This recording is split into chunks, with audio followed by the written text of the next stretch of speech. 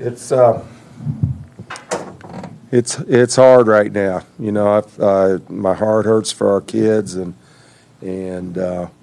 they continue to battle. And we had kids last night that we cut practice a little bit short, and we had probably 8 kids stick around for 30-plus minutes and work on their game, and we're not getting rewarded right with it now, but I just believe that you stick with the process and you try to get better each day on it. Some positives out of the game today is we've struggled at the free throw line, and we were 16 for 18 from the free throw line. I don't remember the last time I had a team get 80 shots. That's always a positive. And we got 20 offensive boards. But when it comes right down to it, difference in the ball game, we didn't defend as well. It gets hard after a while when you come down and miss a shot to go back and guard, and you come down and miss a shot, you got to go back to guard. I don't think we're defending as well as we did a month and a half ago, but that's kind of the end product of missing shots at times. But shot selection was a lot better in the second half. We had a lot of good looks, both inside and outside, and the ball game came down to we missed 64 shots. That's what it comes down to.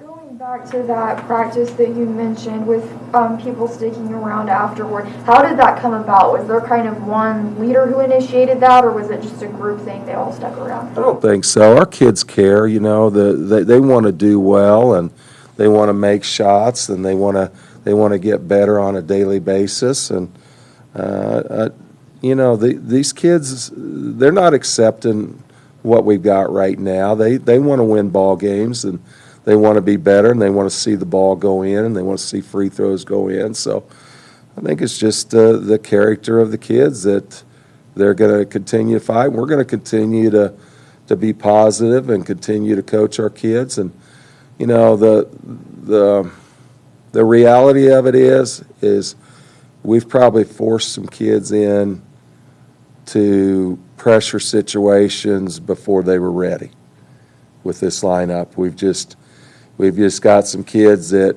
needed to be groomed a little bit more, but they're thrown into the fire, and sometimes when that happens, it's difficult.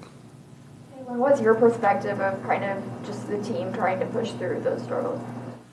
It is hard going in with what we have, because each of us are trying our best. We're all have that common goal of trying to get a win at the end.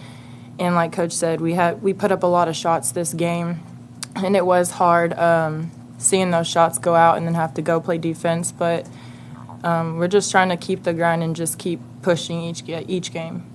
As far as lineup-wise, I know you all have Keys and Fields and DeLapp back, but Ruthie and Notoa and Reeves, are they out? Is that COVID protocol, or why were they unavailable? That was I'm going to just say this as a coach's decision. Okay. How did you think the team responded to just kind of that limited depth that you all had today? You know, we've played 8-9 people all year long, so that wasn't a factor. Tori Garza stepped up and played a lot of minutes today. Is that from her performance in practice and throughout the games that she's played, or is that from the absence of Notoa? That's called searching a little bit. We're searching for somebody. Tori's proven in practice where she can make shots, and she can really get her shots off. She's a kid that plays with no fear as far as on the offensive end, and she seeks her shot. And I just wanted to give her a look as somebody that could really get her shot off and seek her shot.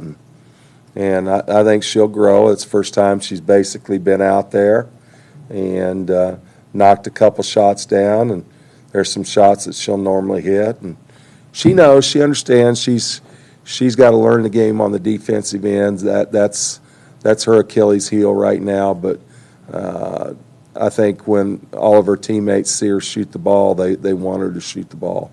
So she's just got to use practices to get better on the defensive end. She's a freshman. Yeah.